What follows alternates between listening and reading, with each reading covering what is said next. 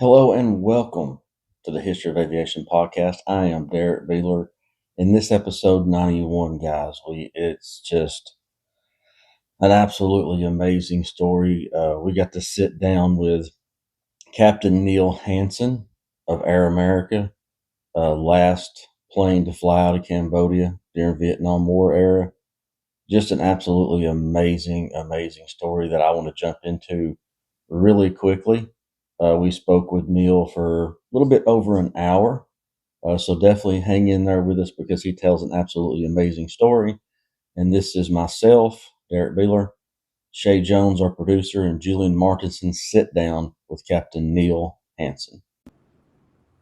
All right, here on the History of Aviation podcast, we have the huge privilege of being joined by Air America pilot Neal Hansen. How is it going, Neal? Good.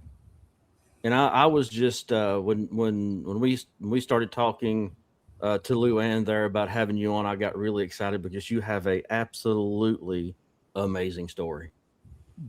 Thank you. So yeah, if you'd like to just jump in and tell Okay, well, all of our listeners about your career because it is a amazing one. first off, I'm going to give you a quick history lesson to give you some context. Most people are familiar with the Vietnam War fought between North Vietnam, supported by the Communists, and South Vietnam, supported by America, which was the reason U.S. troops were over there. And to some extent, people are aware of the secret war in Laos, which was fought between the Communist Pathet Lao and the Royal Lao government. It was called a secret war because the U.S. military was not allowed to be there due to the Geneva Accords. Thus, any U.S. support was provided by covert operations. My time in Vietnam and Laos was from 1964 to 1973. Now, in Cambodia, there was also a war being fought during that time frame between the communists and the Cambodian government. The years leading into that conflict were convoluted and complicated. The communists there were known as the Khmer Rouge, and they were terrorists. They murdered between 1.5 and 3 million of their fellow countrymen. I arrived in Cambodia in 1974. But now to start off this adventure, before that I was flying for various charter outfits and C-46s for Zantop cargo, and I got hired on by the Teamsters Union to fly for Jimmy Hoffa. Jimmy Hoffa was on trial down in Chattanooga at that time, and for a bribery tampering. He was a good guy to work for. He was really very family orientated. He insisted you call home to your family every night and put it on the Union tab. Now, as time went on and it became more and more obvious that the government was going to have their way with him, it is one of the things in aviation, particularly corporate aviation, when a boss man leaves, usually everybody else that's privy to his travels and contacts also gets gone because they don't want any cross pollination between one regime and the other. Well, as this came near, I was in Washington, D.C., the Teamsters office there, which was the only non government building on Capitol Square. And I saw an ad in the Washington Post for pilots in Southeast Asia. Well, I called him up, and H.H. Dawson answered the phone, and he sent me an application, and I filled it all out, and there was nothing unusual about it. But I waited a week or so after it got back and called him again and said, any decisions on my application? And in a gruff voice, he said, no, we're not hiring right now. Well, I kind of figured that was a dead horse. So I started looking other places. But 4 days after that refusal, I was in Meigs Field in downtown Chicago and waiting for union lawyers to come down and fly them back to Detroit. And I got a call to go to the airport manager's office. Once I got in there, They said, hold for a call from Mr. Dawson. Well, he came on the phone all jovial, and I thought this is really a great personality change. But he says, you still want to work for us? And I said, sure. And he says, I got two questions for you. Can you fly good? And the devil in me was tempted to tell him the wreckage was still burning, but I didn't. And his second question was, do you drink a lot? Well, I thought, well, maybe this is a prerequisite for the job. I said, no, sir. And he says, can you be ready to go in 10 days?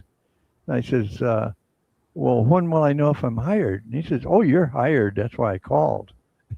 And he says, go back to Detroit, get yourself a passport and send it to me. And I'll be send it right back with all your visas and everything. Well, I did.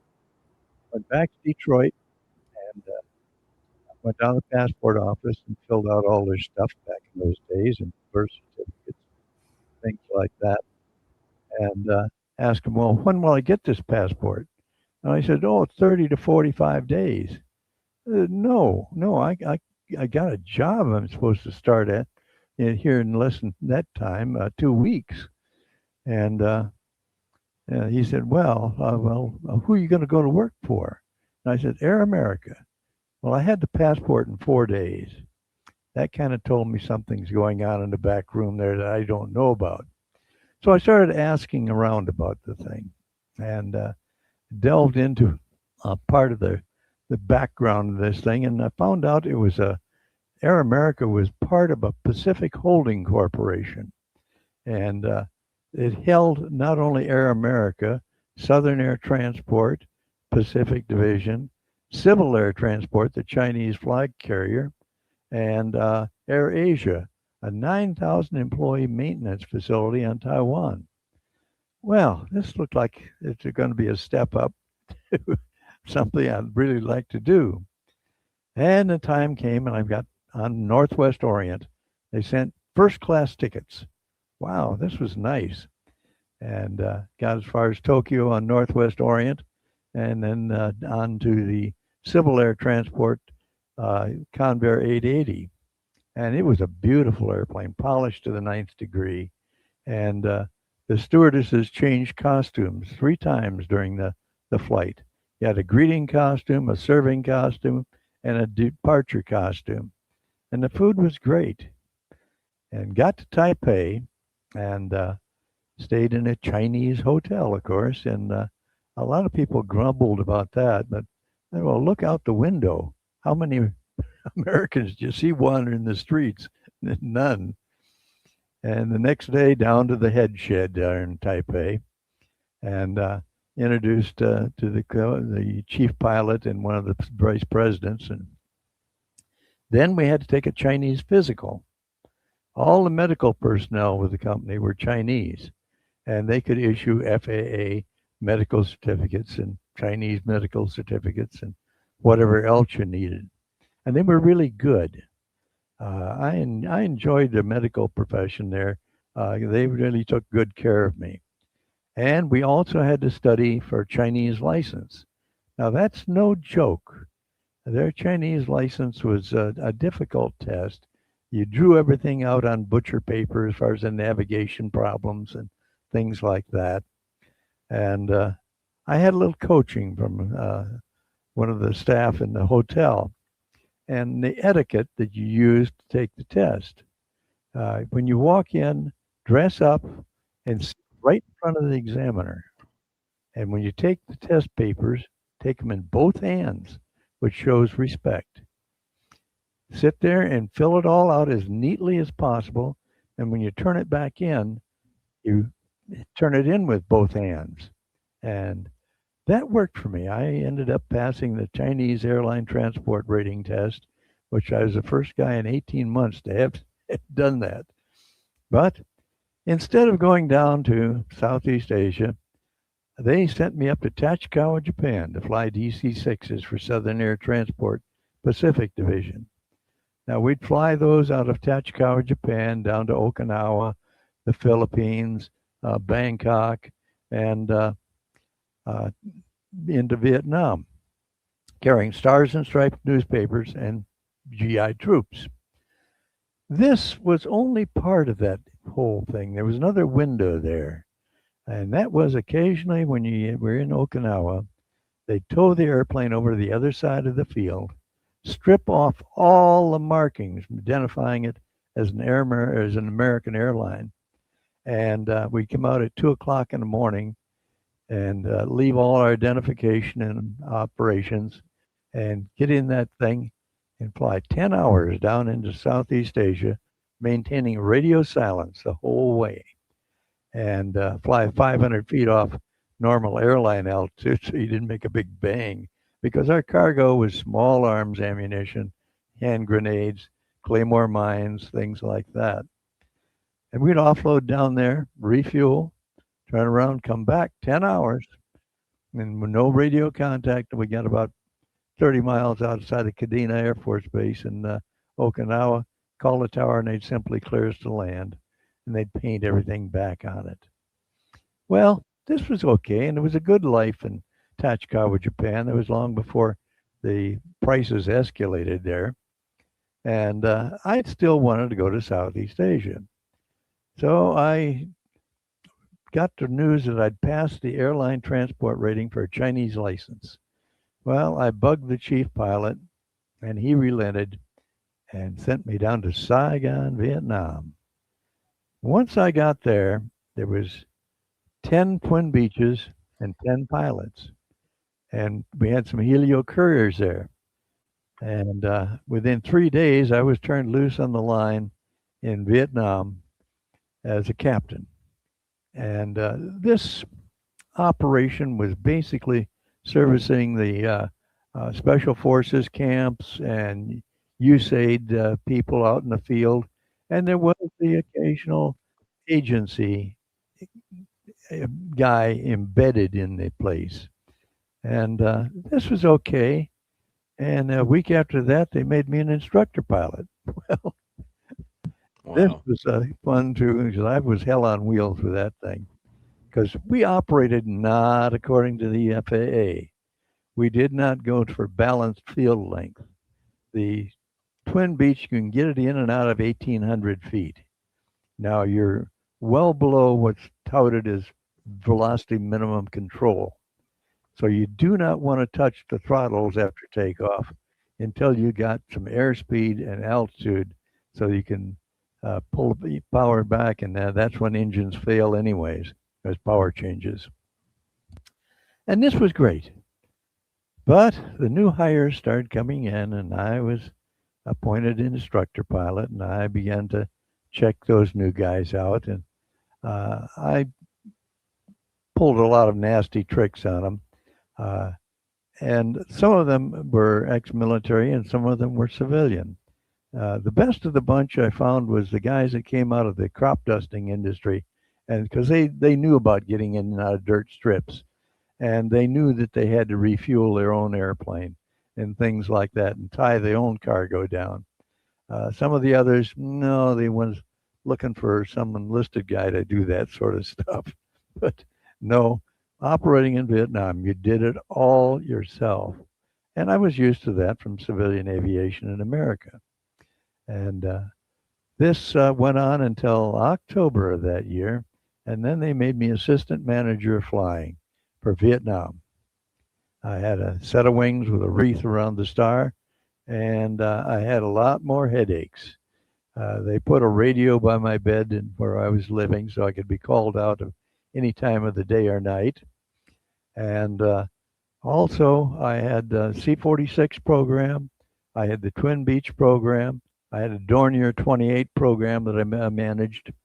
And finally, we got what they called a Volpar, which was basically a Twin Beach modified for tricycle gear and two Garrett engines, turboprop engines, 1,000 horsepower on each side. This made it a rocket ship, and it was a lot of fun. I kind of got the tower totally upset one day when I took off and held it down. You cruised at red line, let down at red line, and I got it right up the red line, gear and everything up and clean. pulled it up 35 degrees in the nose and did a barrel roll. And the tower went ballistic. But hey, that was fun. And you did things like that. Uh, and also, as an assistant manager flying, you were also considered the only ones that could take black flights. Those were flights that were laid on by the embassy downtown, and you did what they wanted you to do. Sometimes it was hazardous, but as a supervisory pilot, I guess we were expendable, which gave you a great, nice, warm feeling. But one I took smuggling an American out of Vietnam into Thailand. And this didn't sound logical, but they said, oh, don't worry about it. The embassy has briefed everybody in Thailand, so you won't have any trouble. Well, I did have trouble. As I taxied out, the Thai military fell in on me. But whenever in danger or doubt, get really stupid. That works. Where you go? I go home. Oh, why are you here? I lost. 3 days of that, and they decided they didn't want anybody that stupid in their country, and went back to Saigon. The next one I got was in the middle of the night, and they said, "Come on out to the field, and we'll send an embassy uh, jeep with guards because it was after curfew in Saigon, and we got a C-46 for you to fly, but pick up an American co-pilot on the way out." Well, I did. I got out to the field, and I don't know what possesses some of these guys to be super secret spies, I guess, but pulled me over to the one side of operations office, and so my co-pilot couldn't hear what he's going to say to me, and he said, "I've got a load of stuff out there in the C-46. I want you to go nonstop to Hong Kong. Do not break radio silence. I want you to come up silently. And when you get 15, 30 miles out, give the tower a call and they'll simply clear you to land." Well, the bad part about going nonstop from Saigon to Hong Kong, I'm going to be at the edge of my fuel window. I won't have an alternate to go to. And as we got up there closer to the thing, I gave them a call, and they cleared me to land. And I landed at the airport and at Kai Tak, and I thought they'd have me park way over on the side of the field, but no, they had me park right in front of the terminal. And as I prop stopped, the Hong Kong police stake bed truck came out of their side. And I thought, oh boy, this is not going to be pretty. But when they got up there and opened the cargo door on the side, and they were needing all of these things for rioting in Hong Kong. So no problem. Offloaded and went back the same way, radio silence, till I got within range of the airport at Tan Son Nhut in Saigon. Called them, they cleared me to land. And things like that went on, and we had losses. Some of them were very, very sad. I lost a good friend on the Delta in a DC-3. They got shot down going down a canal. And he'd taken a round through his left leg and right arm, and the Chinese co-pilot, and had knocked the left engine out. The Chinese co-pilot put it into a rice paddy. And it ended up as a real messy recovery because didn't get there soon enough for the Viet Cong to get in and kill the crew. But those were things that you had to deal with, and we dealt with them regularly. There was all sorts of losses, primarily due to ground fire, and we also had losses by the U.S. Army too. The trouble with Vietnam, the Army was on UHF, or no, they were on FM, and the Air Force was on UHF, and we were on VHF. There was no communication between the Wow. birds at all, and the air is full of aircraft during that time. And you're booming through a cloud, and you don't know who else is in that damn cloud. But one of our Dorniers was down in Soc Trang in the Delta area, and as he took off, he got off the ground about 50 feet, and one of the Army helicopters was practicing auto rotations, and they met, and they fell into a canal, which cushioned the impact, and they all walked away, which was amazing. But the pilot that was involved there, he quit shortly thereafter, went back to the States, which I can't blame him.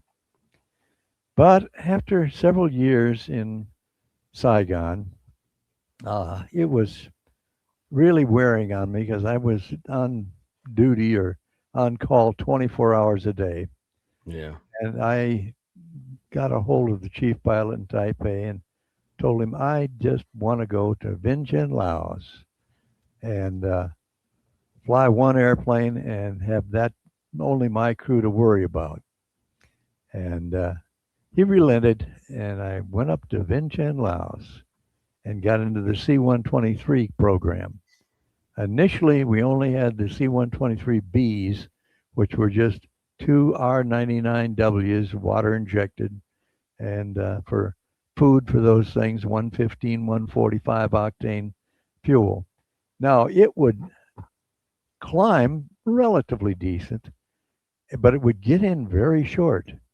And the history behind this thing was originally during World War II, a doctor had designed a glider, and it never did come into service with the military during World War II because it was too cumbersome.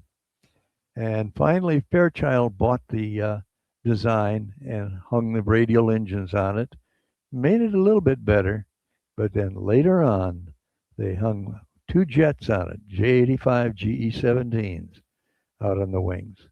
Now, they also burned avgas too, so we didn't have a fuel disparity in the airplane.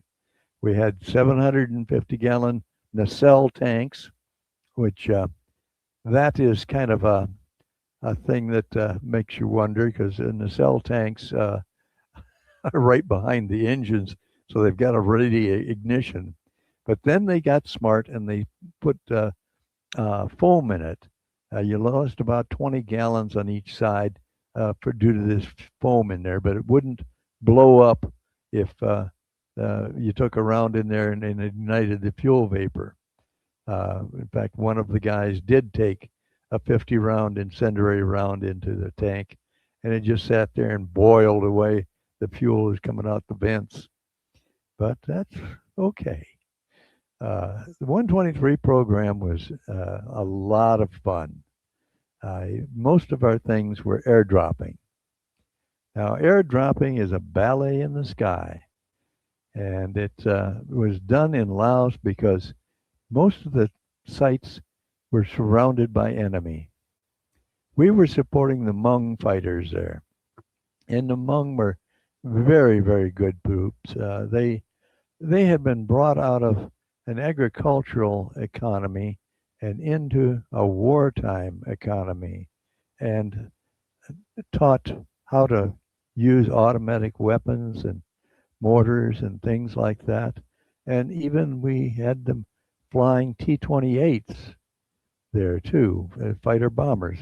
T-28 had been a basic trainer for the Air Force, but they modified it with a 50 caliber machine gun pod under it and hung rockets and bombs on the wings. And they were really good, but sadly, most of them did perish. Their Hmm. motto was "Fly till you die," and Wow. they did. One Li Lu, he had more combat missions than anyone in history before he was killed. And this was a sad day there when that happened. But we also lost our aircraft too. We lost a C-130 on the side of Mount Phubai. 9,000-foot peak on the way up in central Laos. And they misjudged and went into a cloud that was cumulogranite, as we called them. Mm. That will stop your day suddenly. And the worst part of that was the uh, crash locator beacon, which whoop, whoop, whoop on 121.5 went on for days until they could get in there to shut it down. And airdropping for me was really fun. Uh, I've dropped over 900,000 pounds. I think it's 1.2 million pounds Wow. I've dropped out of the airplane. And if you're going in for a drop, if you look at your cargo, you got a good idea how to approach this thing. And if it's small arms ammunition, claymore mines, hand grenades, mortar rounds, things like that, you know the bad guys are on the doorstep. So if you come up overhead like some would do and spiral down to drop altitude, all the bad guys around there got plenty of time to get a look at you and start shooting. I'd come in low and fast, pull up, drop, and get the hell out of Dodge. And that worked, except for one time. Uh-oh. Yeah. But the things were going good at one time. The Plain de Jars, which is in central Laos, which has huge stone jars that there was never any determination of what they were there for because the stone came from about 700 miles away. And who hauled these big blocks of stones down there and uh, turned them into jars? And some of them were several tons.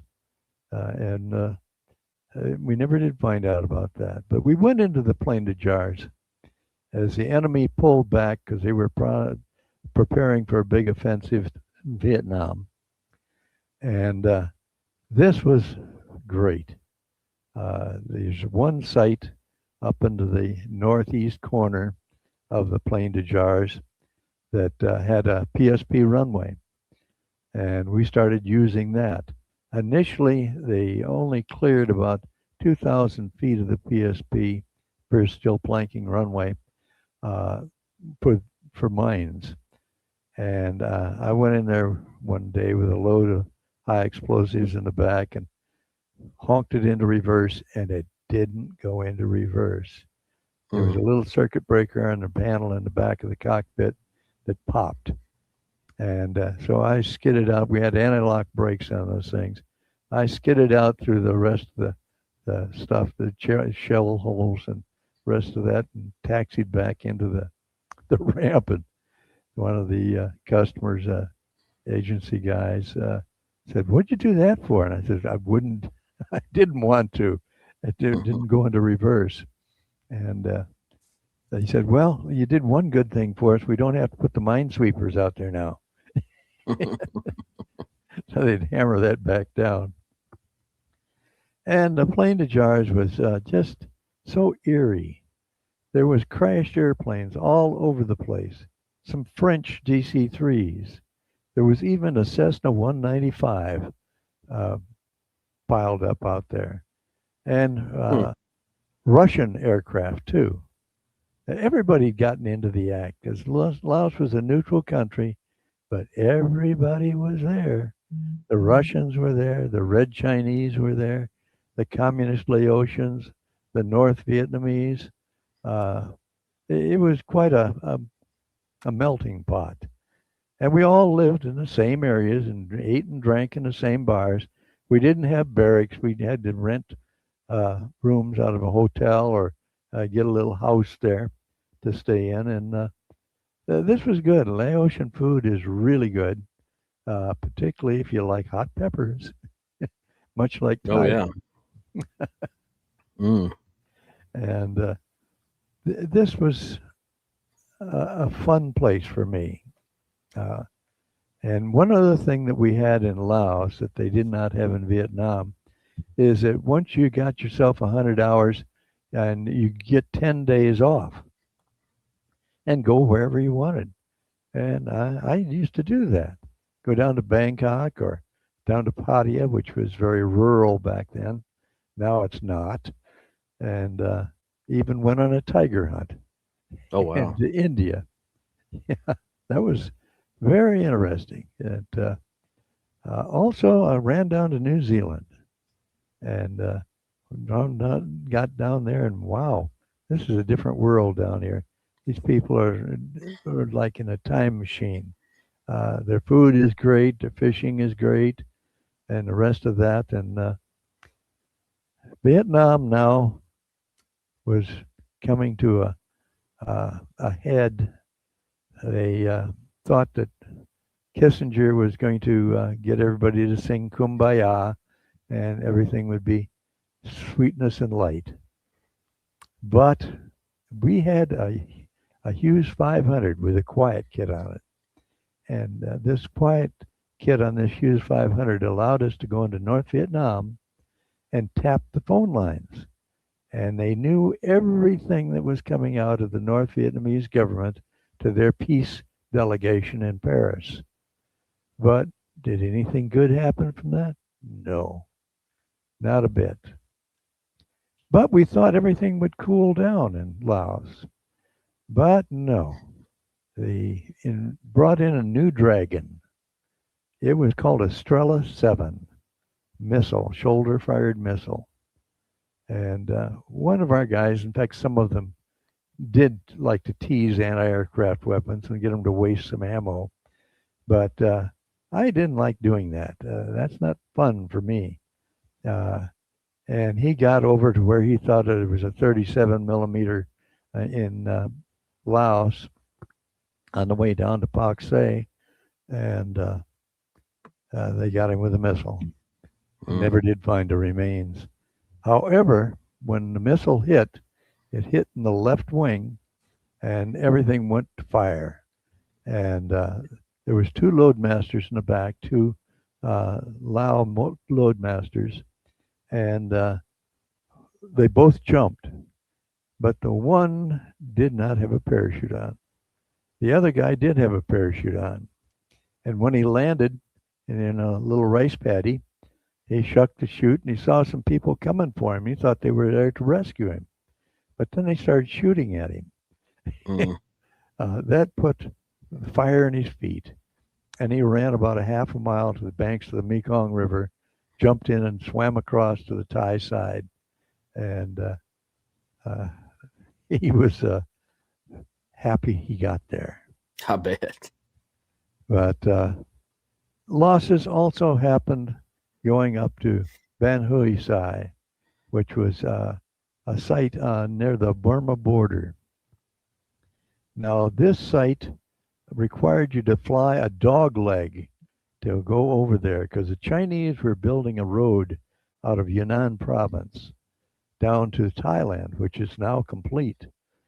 But in defense of their road, they had radar-controlled anti-aircraft weapons. These things would stitch you up in a heartbeat. And we had no weather reporting whatsoever. Two of the guys with monsoon winds got blown up into that envelope and shot down. And one of the crews is still listed as MIA. The other one, they just got some bone fragments back, and DNA proved it was this guy's father. But those are bad losses. And we had other losses too. Weather got some people, and enemy got them. Overall, in the last 18 months, we lost over 50% of our 123s.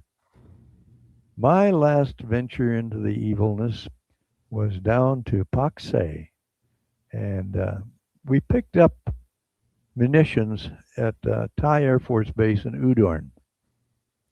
The Air Force was there too, and they had an operation called Pepper Grinder.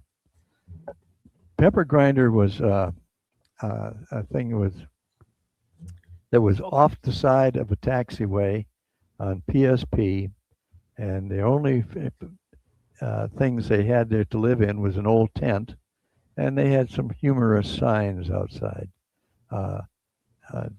Doomsday cards accepted here. uh, Mm. crispy critter napalm available, things like that. And I picked up a load to take down there to Pak Se and airdrop at some sites near the Ho Chi Minh Trail. And this load was small arms ammunition, claymore mines, hand grenades. Hey, this is not going to be a fun day. When I got down to Pak Se, the two agents, they're codenamed Gray Fox and Tall Man, uh, said, I've got a site for you to drop. There's two drop zones. And go in and drop it at those two zones, and then you can go home. Okay. Well, our Air America had H-34 choppers there. And he said, follow the choppers out and wait till they clear the pads before you go in and drop so we don't break a helicopter. And I did. I got up on top of a broken cloud deck around 9,000 feet and listened to the choppers going in and out. And they were bringing out wounded, but they weren't taking any fire. Okay, this didn't sound all that bad, but when I got up to near where I was going to make my first drop, they all called clear. The drop zone was clear, and the customer down there was throwing the smoke out for me to aim for.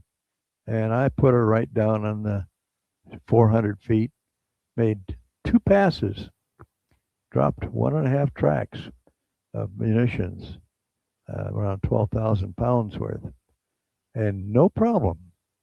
The other drop zone was only about 15 miles away. So I told my kickers in the back, Sampop and Buma, two Thais, they were really good guys. And I'm just going to cruise over there. We're going to make one pass and drop and go home. And get ready for rigged on the tailgate back there with a strap on it and your knife right by it. But hang on, because I'll probably be jinking on the way out for ground fire. And as I got up to the site, the customer on the ground, a local, came on the radio and said, Big Bird, get out of here, AAA, AAA. Well, AAA is a lot of flavors. 50 caliber, the enemy had quad barreled 50s, and their tracers are green. Still a scary hose. And then you can step up the ladder to 23 millimeter anti-aircraft weapons. And that's an explosive round, and it's white hot. Looks like flash bulbs coming up at you. And only a 5-round clip in that thing. But then you got to the major leagues, and that's 23 millimeter or 37 millimeter and 57 millimeter. Those are big, high explosive rounds, and they're red hot when they come out of the barrel. And you see them floating up at you. And this, I didn't see anything. But when I got out of the area, I asked the loadmasters in the back, Sampop, did you see anything? He says, yes, Captain. Red balls went by the tail. Mm. That's bad news. I went back to Pak Se, and the customer there, the agent, tall man, he was upset. Why didn't you drop? I said, we had anti-aircraft fire that your guy in the ground told me to leave. And he's, oh, well, I'll have them send out a parole, and they'll verify that for you. I said, okay. Now, when I go back, I want some fighter cover. Get some T-28s out of Thailand to give me high cover. And he said, okay, if you're going to be that way. And he said he'd swept the area and there was nothing there. He said, I'll follow the choppers in. When they come out of there, then I'll go down and drop. And I listened to them going in and out of the site, picking up wounded. And nobody's taking any fire. Well, about 20 miles away from that place, I told them, keep throwing smoke grenades for me. And I put it down to treetop level and slowed her down to 105 knots, drop speed. Had Sampop and Buma open up the gate in the back, the ramp, and be ready. But hang on. And as we came up on the site, I began to pull up 400 feet where I could get the chutes deployed properly, and they nailed me. First thing I lost was my ailerons, and it began to roll to the left into the jungle.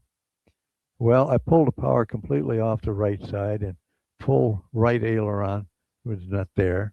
There was no ailerons at all, but just full rudder in there, and pulled a recip back, and it slowly came back, and I was down to about 90 knots in the top of the jungle, and clawing for altitude, and gave him a mayday, and one of the choppers came back and says, "You're trailing fluids," and I could see the right fuel gauge going down rapidly.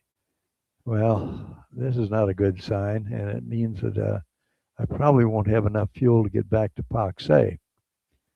So, as we clawed our way out of there, there was an old Japanese airstrip there from World War II, all overgrown with uh, weeds and stuff, and the barracks had always been scavenged for their lumber. And I headed for that. If I'm going to put it in the dirt, that's a good spot as any. But I decided we've about got enough altitude, we can go for a walk.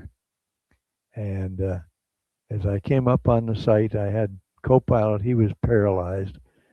He went to the back, and I had quite a struggle there. He came back twice more into the cockpit, wanting his camera and his survival vest. Well, I had the loadmasters take it away from him and throw it out the door, because you can't hang on to that stuff.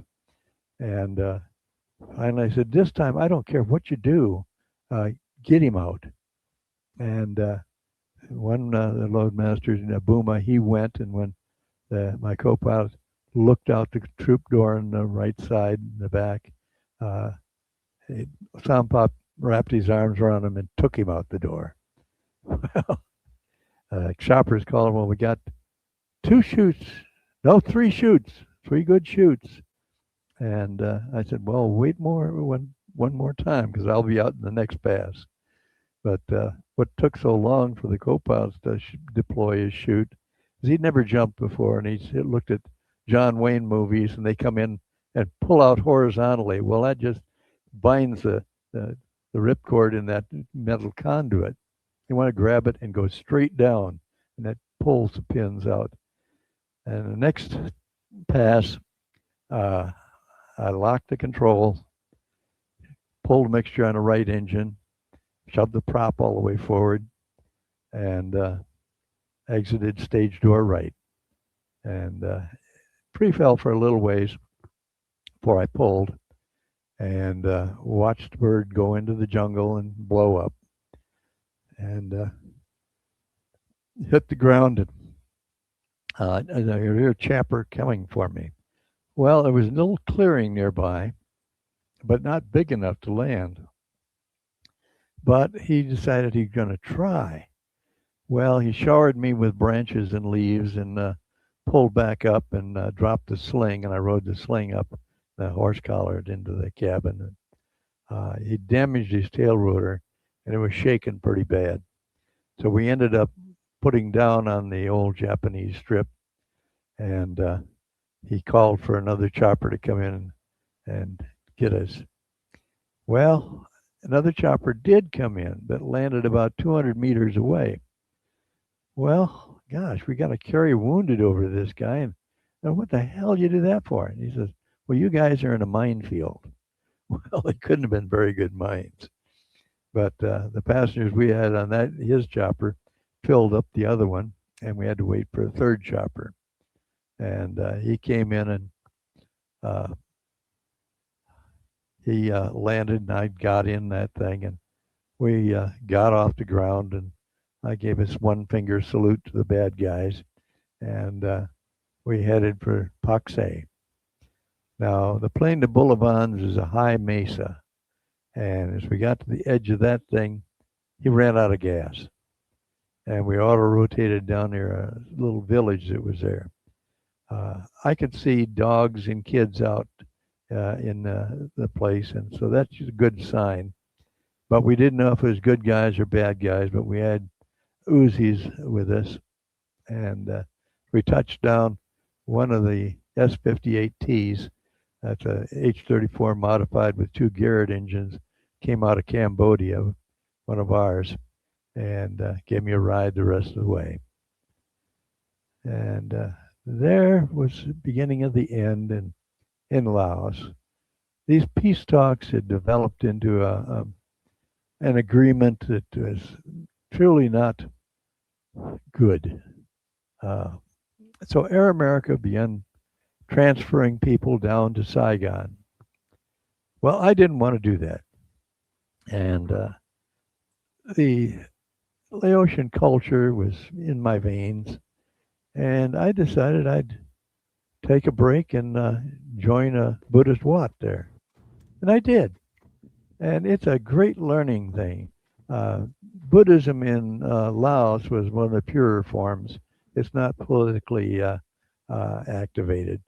And you learn the art of meditation, which is a great tool. But that ran out, and I went down to Rotorua, New Zealand, picked up a New Zealand pilot's license, and began flying tourists, forest patrols, and things like that, charters. This is all well and good, but uh, my need for adrenaline is in my blood. And when I got a call from a friend of mine, Phil Snyder, asked me, how would you like to come up to Cambodia and fly a Convair 440? I said, sure.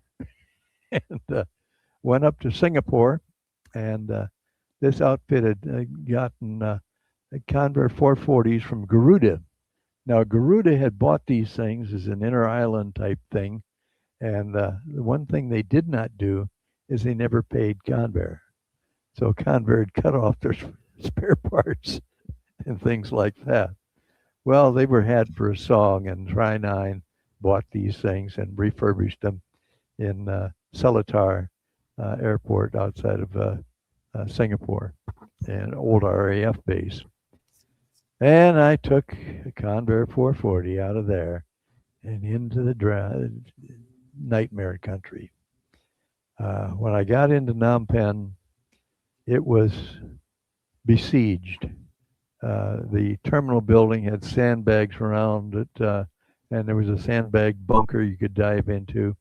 The Khmer Rouge would fire over an artillery round or a rocket every so often and kill women and children that are waiting for a flight. The road between the airport and Phnom Penh was also zeroed in, and where they could do things there. Plus, in Phnom Penh, the morning market, which is where everybody went and get their food and things like that, they'd chuck around in there every so often and kill women and children looking for food. But the next day, back out to the airport and into that Convair and took it from there to Battambang, which was over by the Thai border. Got in there, offloaded the passengers and things, and on takeoff, the right engine let go. And I drug her around, put her back on the ground, and there's no maintenance facility there at all. It wasn't a bad town as far as security wise, but we didn't have any facilities there for maintenance. They're going to have to send somebody up from Singapore with an engine. And whenever that was going to happen, who knows? Now, all of these airplanes that were flying around there belonged to trucking companies. The trucking companies had bought airplanes because the Khmer Rouge had cut the roads and they couldn't deliver food goods and passengers and things like that throughout the country. They had them by the hamstrings. And I went back to Phnom Penh, spent the night there. Next morning, everybody dressed in the same uniform. The only thing that delineated you from any other pilot was the number of stripes you had on your shoulder. Well, I had 4. Well, this was good. Went out to the airport, and there was a C-46 there that they were looking for a crew. Samaki P&H Airlines, Work Together Airlines. And They asked me would I fly that for them. I said, sure. Now I got in that thing, and on takeoff, it shook like hell. I thought, well, maybe it's a tire. I got a flat spot on it. But when I pulled the power back and smoothed right out and flew that around from Kampong Sam down the coast where they had me based, which was a good little town, and I've been to various places in Cambodia. The last trip I took in that thing was up to Kampong Cham, to the northeast of Phnom Penh. And when I started letting down in there, I had a Chinese co-pilot. There was a loud bang in the back. And he said, oh, cargo fall over. No, I know what the hell that sound is. And got on the ground. And it wasn't a good, secure place to loiter in. The village elders had all been decapitated and their heads put on fence posts around the ramp for the birds to feast upon. Uh, so I got over to the right inch side of the airplane, and about 4 inches from the main fuel selector valve, there was a 50 caliber bullet hole. And it went through the wing spar, out to the top of the wing, through the cabin, and wherever the hell else it wanted to go. And I wasn't going to fool around there too long, so I flew it back down to Kampong Sam on the coast, where I could take my time walking around it. I didn't see any other damage from hostile fire. When I got up to the left engine, four-bladed, 15-foot diameter Curtiss electric prop. Like most pilots, you'll grab the prop blade. Well, the prop blade went forwards and backwards in the hub. That's where my vibration was coming from. And soon that blade would probably leave and take the engine and or wing with it. So that was the end of that airplane for me. 2 days later, I was staying in a motel down there by the beach in Phnom Penh or in Kampong Sam, and you did not want to drink anything that hadn't been boiled before, and even at that, you'd see little dead critters in the bottom of the glass, and I'd only eat fruits and things like that, but I still came down with a case of hepatitis, and I began losing weight. But another bird opened up and wanted to be based down in Kampong Sam, and it was a Convair 440, Anchor Watt Airlines, and it was a nice airplane. Everything worked in it, and shuttled back and forth with rice and passengers. And I was up in Battambang near the Thai border, and on the ground there, my friend Phil Snyder from Tri 9 was there with his airplane, and he had a flat nose wheel tire. But we're standing there, we can hear a 50 caliber hammering our way outbound. Well, if the 50 caliber is just keeping them away, the enemy's got to be pretty damn close. So we're standing there, and a Cambodian officer came up to us, and he said, "You know, all America can go home." Really? We're American. We're still here. And he says, yes, 2 days ago, they come in with helicopters, take our government, our generals, your embassy, and everybody else, USAID, and they leave. Well, that meant that they had left these guys out in the field with no resupply, waiting for them to die. And turned to Phil and I said, tomorrow, I'm going to go back down to Kampong Sam today, but tomorrow I am going to go to Bangkok. I'm going to exit stage door right. And I said, if you want to join me, be down there by noon or you can color me gone. Yeah. And he said, yeah, I've got to go back to Phnom Penh and get my wife. I said, well, grab her and come on down. And he acknowledged that, and I went back down and spent the night. The next morning, a little coffee shop there in the lobby of the place, and I'm out there having some bananas and mangoes, and there was a Chinese crew there, flying for Angkor Wat, or not Angkor Wat, Royal Air Cambodia. And Chinese captain, I knew him. He was kind of an ass. But I turned to the co-pilot and said, you know, if you want to go Bangkok today, you come with me. And his captain piped up, oh, no, you long-nosed round eye, you in trouble. We Chinese, they no bother us. Well, good luck. And their first trip was up to Phnom Penh. And I didn't have to go out to the field until an hour or two later. And got out to the field, and the station manager loaded passengers and some cargo in there. And I taxied out and faked engine problems and taxied back in and told him, you're going to have to offload this and I'll have to test fly it. Well, he gave me a jaundiced look, which I kind of figured he would. And the ramp at 10 o'clock was starting to empty. All Asian ramps have got pedicabs and noodle stands and things like that all around. But they were starting to go.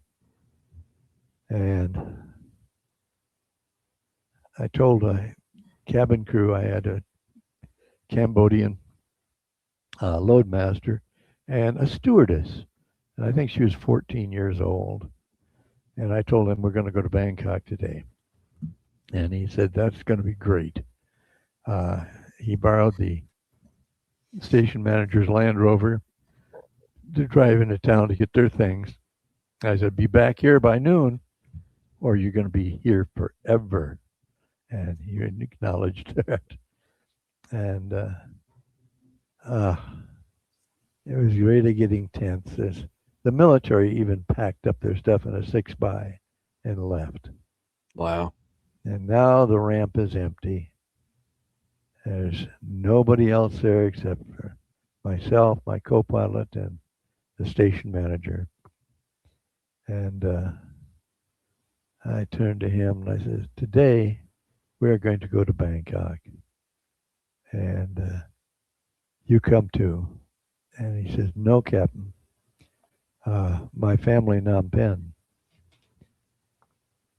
Well, I didn't know what was coming, or I would have forced upon the airplane. But I didn't. And it's now about a quarter to noon. Still no friend on the horizon. Well, actually, it was about 11:30 when the DC-3 came roaring back into the field. And the captain got out. Phnom Penh burning, we go, we go. Wow. But he had a load of passengers on board.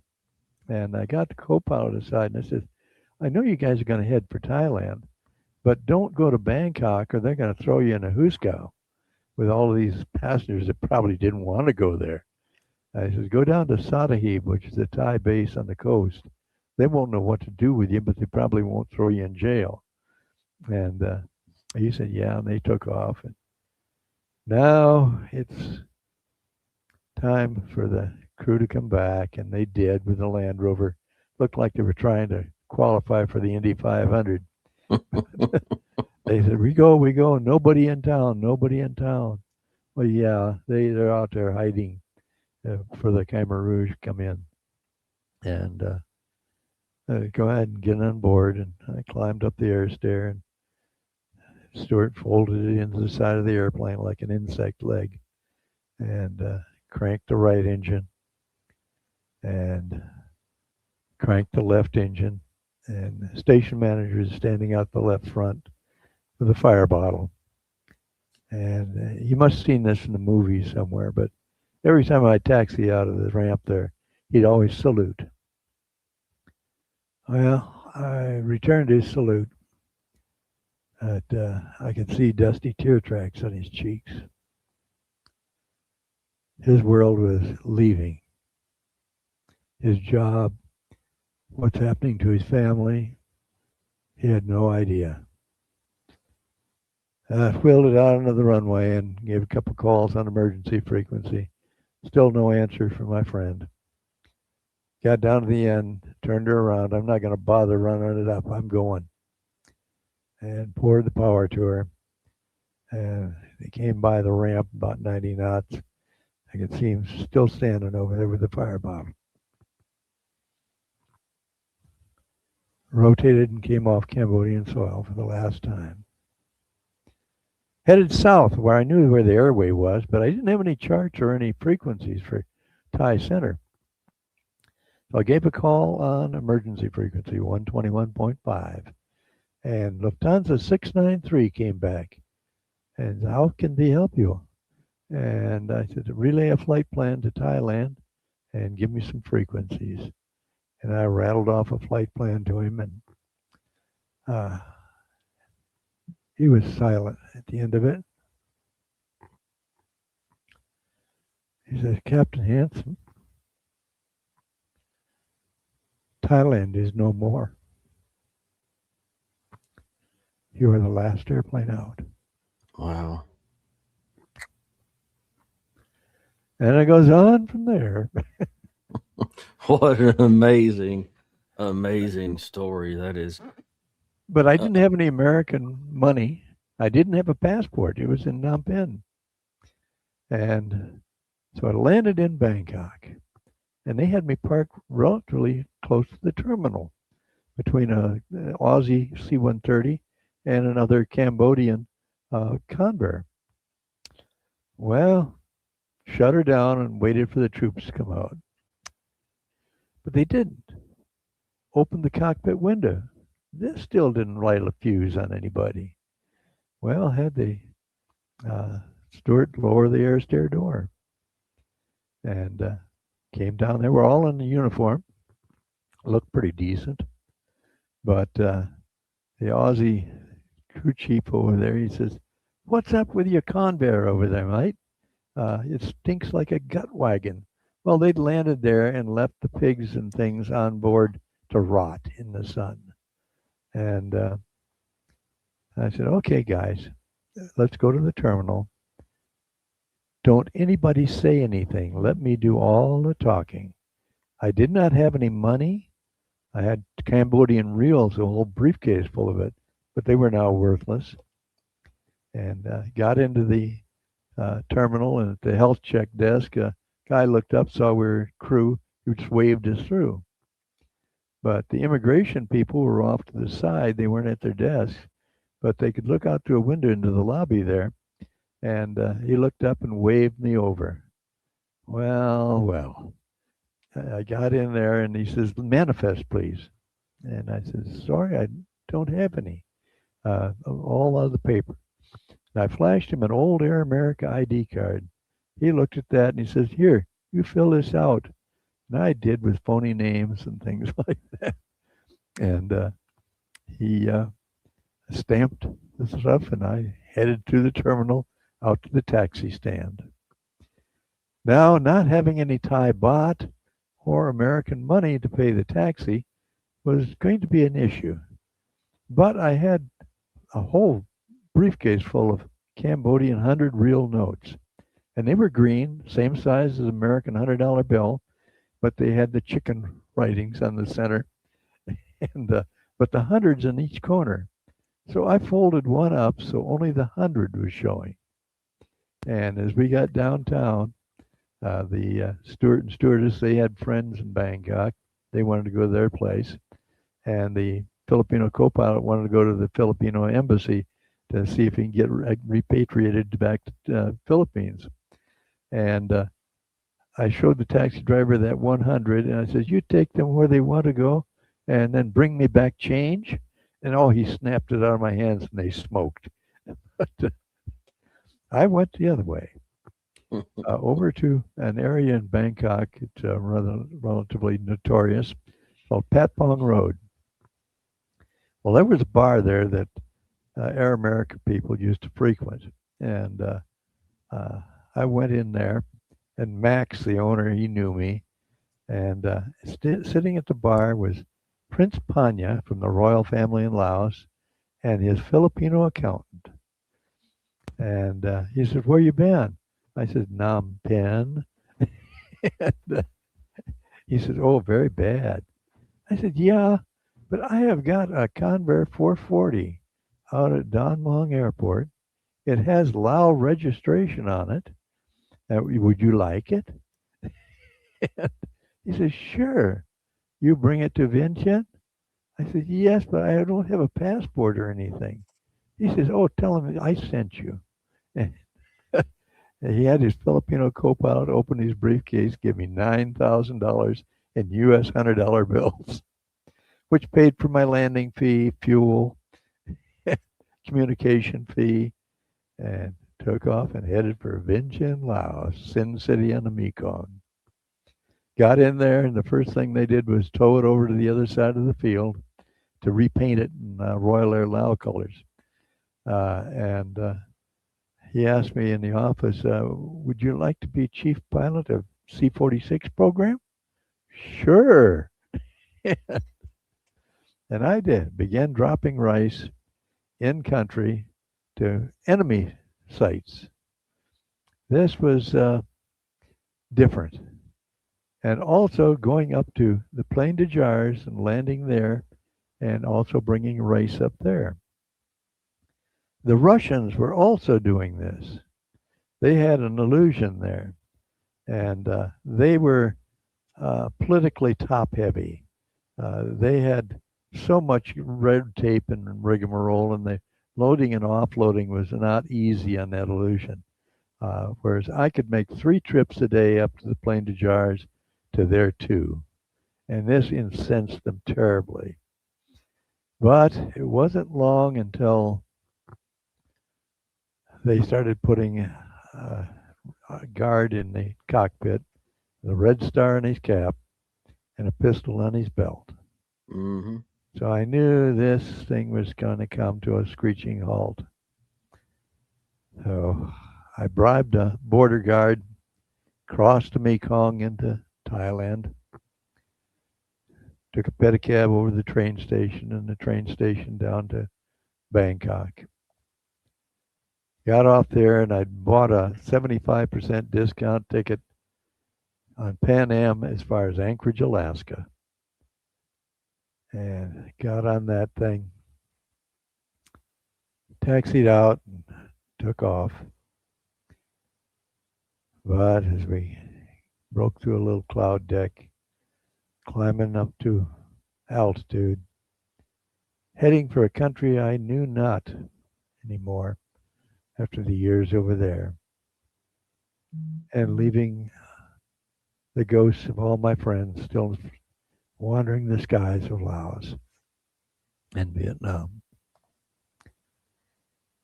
It was a sad day, but it was the end of that episode. Thank you. Any questions? Absolutely amazing. Yeah, there's my no way goodness to gracious. describe it. There's So just there's, at go that ahead, point, Shay. you're on your way home, and you're so much has happened. So you had just mentioned like you're returning home to the United States to a place I you no didn't know. longer you didn't know it anymore because you've been how long had it been 11 since you years. had left? 11 years. Yeah, that's a lot. That's a long time. That is a long time. Yep. My gosh. Well, a year in combat's like 10 anywhere else. I would imagine so. Yeah. I mean, I've never served Your in that adrenaline level's capacity. way, way up there. But I'm Yeah. an adrenaline addict, and I know that. Or Yeah. are you still? Are you still an adrenaline addict? I am still, but I know physically I can't react like I did back in those days. For me, adrenaline was a wonderful tool. Time stopped. You could Mm-hmm. think 1,000 things. Your body doesn't move any faster, but you can figure your way out of it. Yeah. And Yeah. that's what I was looking at for in new hires. If I can get their adrenaline level up and they still keep trying, hey, I got a good guy here. My God. Are you Definitely. still a fan of really spicy food? Oh yeah, oh yeah. Yeah. Now the Thais have a little pepper about a half-inch long called a prikinu. Now when I first got to Thailand, I saw people taking this little pepper and putting it in their noodle soup, and I thought they left it in there. No, you do not. You just swish it around, take it out, and put it aside. Well, I ate the damn thing, and the Ooh. whole entire side in my mouth peeled. Oh wow. Oh my gosh. Yes, and that wasn't the end of the story because it comes out later. I Oh was just boy, gonna yeah, it say, does. yeah, there was an encore, I'm sure. Neal, you're going to be speaking here real soon at Oshkosh coming up. Let the Yes, listeners know yeah. where they can find you at Oshkosh and what days Wednesday and at I think noon or 11 o'clock or something like that. I'll be in the Skyscape Theater, and then Luann and I will be in the Hilton Theater 1:30 the next day. okay, so Wow. Wednesday and Thursday, folks Yeah. can catch you there. Tell us what led to the book and give us a little insight on the book. Well, I'd written the book, but I couldn't afford to get it published. Mm-hmm. And Luan was in the audience when I was speaking in Oshkosh, and said, "You really need to write a book." Well, I said, "I did." And she said, "Oh, I'll take a look at it." She used to be with the Chicago Tribune, and also as a stewardess on overseas flights. And I think she thought it was going to be something pretty clownish. And I Mhm. gave her the manuscript, and she looked at it. And I got a call 2 days later. We got to get an agent, and we got the same guy that was handling uh, the books for uh, what's a ghostwriter out of Maine? Stephen That King? shape. Yeah, Stephen King? Stephen King? That yeah. shape. You don't live far Yeah. from Stephen King, do you there, No, sir? yeah, I'm like 10 minutes away from his house. Well, this is the book, and it won the Military Writers Association award 2 years ago. And I've got a lot of good touts on the back. Some from Francis Gary Powers, uh, John Eskow, the screenwriter for the movie Air America, and one of the senior agency guys. And they let me Very use nice. the agency seal on the cover. Yeah, and we're going to put links to get a hold of that book if any listeners want to get a hold of that book, which I'm sure they Oh are going yeah. to. We're going to have all the links to your book down below. Julian, do you have anything to add? No, it's Uh, on Amazon in print, Kindle, and Audible. There you Right go. on.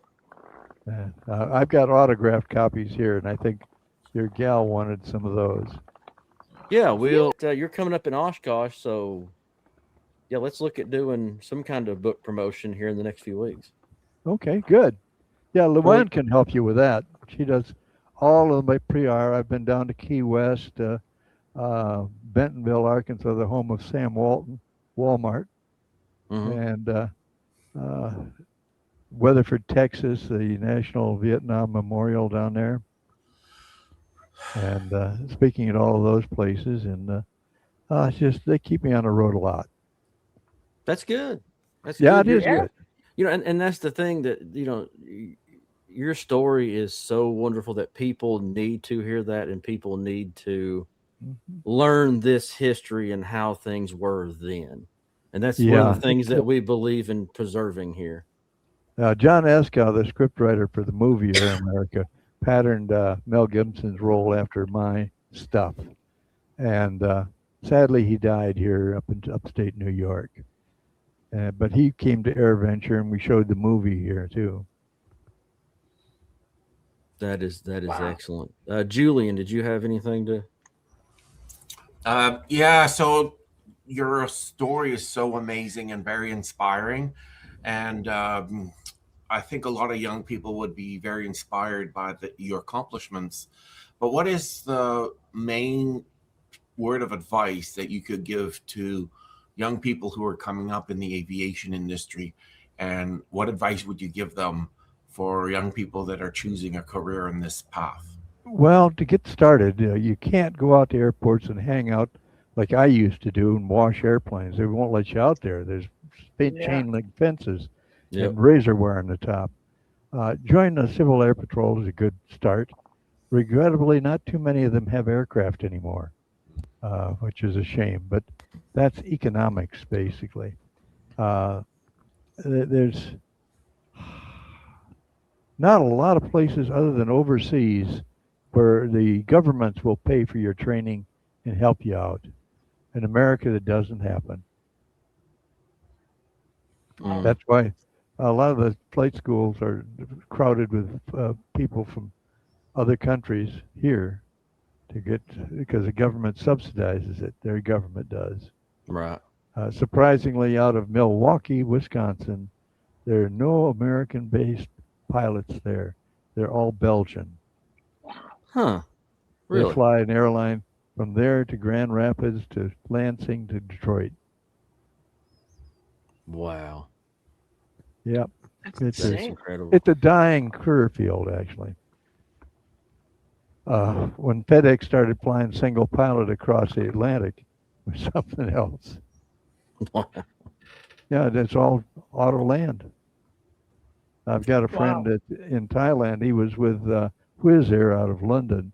And there again, you don't make many landings. The autopilot does it. Yeah. Yeah, it's a video game. And, Fair the one enough. thing that, Yeah. yeah, you don't see any steam gauges in the cockpit like they call them now. No. And nobody goes stick and rudder anymore either. And that's a shame. Yeah. There's so much lost in that Yeah. thing. It doesn't make it better. It makes it a little leery. Right. Yeah. Yeah. Well, Neil, gosh. on behalf of the whole crew here and every listener we have at the History of Aviation podcast, thank you for your service. Well, thank you. Absolutely. Well, support a bill in Congress to get us some sort of recognition. Exactly.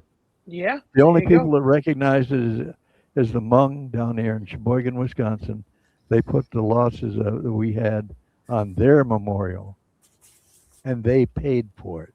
Right. Wow. We can't thank you enough for joining us today. And so coming up on Wednesday, Thursday, correct, is when you'll be speaking at Oshkosh? Yeah. Mm-hmm. Yeah. And you can get the book on Amazon.com. We'll put all of that in Yeah. the link Make below. sure to send that over to us so we can put that up Yeah. there. Yeah, And- Luann will fix you up with that stuff. She does all the hard work. Absolutely. And join us again sometime. Maybe Yes, please. Okay. sometime after Oshkosh if you want to jump on. We usually can't make it up there. So if you The want to crowds jump on, are get just us, insane. And Oh, the yeah. I would cost imagine. of housing Yeah. are things. Yeah, your best bet is to actually go ahead and see if you can find a house that will be rented for that particular period and have several Yeah. people with you to stay in Yeah. it. Because I know down in Fond du Lac, 30 miles away, it's $900 a night. You know, that's crazy. Yeah, because they know that it's Oshkosh. wow. Yeah, and the Wow. admission fees and everything else are so high. Yeah. It's That's It- insane. Mhm. killing the grassroots. Yeah. Yeah. That is well, maybe sometime after Oshkosh you can jump on and let us the folks that can't make it to Oshkosh every year, let us know how things went. Yeah. Yeah, that's what I do every Sunday over at the Sheboygan Airport, which I hold court over there, and they've got 2 display cases of all the memorabilia I brought back. Wow. And, Oh, wow. Let's come which check is that out fun. sometime. Yeah, there's pictures of it. I think Luann's got pictures of it. Okay. And that's fun because it's just amazing how many people never heard of Vietnam and the Yeah. conflict there. I was actually, I think it was today or yesterday. Yeah, Sunday. We went out to Olive Garden, and across one of the dividers, there was a guy with a Vietnam hat on. And I don't want to bother the guy, but I basically gave him the nod. You know what I mean? Yeah, but Like, they didn't stay there. We stayed Yeah. there. We Yeah. didn't rotate out after 12 months. Yeah. We were there through the thick and thin. Plus, we lived with the locals. We ate with the locals. We didn't Yeah. live in barracks that were guarded or anything else. Which That is is, in amazing. it for the long haul, for sure. That's right. Well, I really liked it. Of course, I grew up as a child after my mother divorced in a rural area. We didn't have electricity. We didn't have inside toilets. There are no school buses. You walked to school. Yep. But Yep. that was good. We caught you couldn't get into town during the winter, so everything was canned or smoked or off the trap line or speared Yeah. through the ice. And Man. that was a good start for me. Well, there you have it. Our interview with Captain Neal Hansen. What an amazing story. And, these stories need to be preserved in every possible way they can. And I hope everybody enjoyed it. But let's jump into a few things. History of Aviation Podcast social media. We're on every platform. You can find our short form clips. You can find our long form clips on YouTube as well as the website. All that is listed in the description below. If you would like to support the show, there is a description and a link below to make a donation to help us keep things going here. And we always hugely, hugely appreciate that. So, what a great interview. Until next time, have a good one. For Julian Martinson, Shade Jones producing, Julie Davis, executive producer, I'm Derek Beeler. Thanks for listening to the History of Aviation podcast.